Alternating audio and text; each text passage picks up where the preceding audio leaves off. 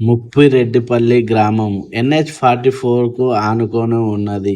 ఇది ఒకప్పుడు తూప్రాన్ మండలంలో ఉండేది. 2016 అక్టోబర్ తర్వాత మనోహర్ మండలంలో గ్రామంలా మారిపోయింది. ఒకప్పుడు చిన్న పల్లెటూరుగా ఉన్న ముప్పిరెడ్డిపల్లి ఇప్పుడు పారిశ్రామిక పరంగా చాలా ఎదిగింది. మెదక్ జిల్లాలోనే ఒక ప్రత్యేక స్థానాన్ని సంపాదించుకున్న మన ముప్పిరెడ్డిపల్లి ఊరినైతే ఇప్పుడైతే చూద్దాం. అక్కడ వెలిసిన కంపెనీలు కూడా మీకైతే కనిపిస్తున్నాయి.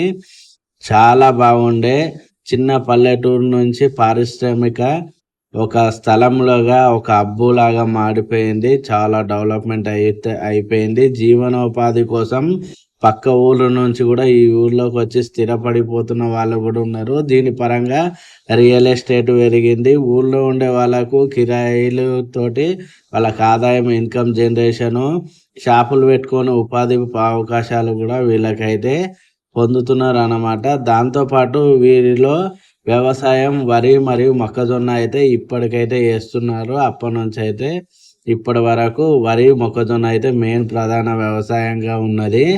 చాలా మంది అయితే ముప్పిరెడ్డిపల్లిలో ఉండడానికి అయితే ఇష్టపడుతున్నారు. అందులోనూ డైలీ కూలీ అయితే దొరుకుతుంది. నిమ్మలంగా కూలీకి పోయి కడుపు నిండా తినొచ్చు అనే ఉద్దేశంతో ఇక్కడ అయితే వచ్చి వాళ్ళైతే ఉంటున్నారు. దాని వలంగా చూడండి కొత్త కొత్త బిల్డింగ్లు నిర్మిస్తున్నారు. ఇది నిర్మించడం వల్ల రెంట్స్ ఇచ్చి వాళ్ళ ఆదాయం కూడా సోర్సెస్గా పెరుగుతుంది.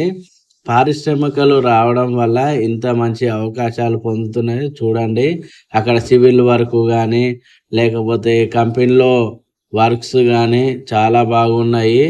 మంచిగా అయితే చేస్తున్నారు. నాకు చాలా బాగా నచ్చింది. ఇక్కడైతే గ్రామ పంచాయతీ చూడండి కొత్తగా నిర్మించారు. మన ముప్పిరెడ్డిపల్లి గ్రామ పంచాయతీని ఇక్కడ నుంచి అయితే చూసేయండి. చాలా కలర్ఫుల్గా ఇది పాత గ్రామ పంచాయతీ అనమాట. ముప్పిరెడ్డిపల్లి మనోహరాబాద్ మండలాన్ని చూపిస్తున్నది కదా. అక్కడ చూడండి చాలా డెవలప్మెంట్ అయితే కనిపిస్తుంది. ఇగో చూడండి మనకు వరి అయితే వేసి ఎన్ని పరిశ్రమలు వచ్చిన వ్యవసాయాన్ని అయితే మర్చిపోలేదు. ఇలాంటి ఇన్ఫర్మేషన్ కోసం BRS తెలుగు బ్లాగ్స్ యూట్యూబ్ ఛానల్ను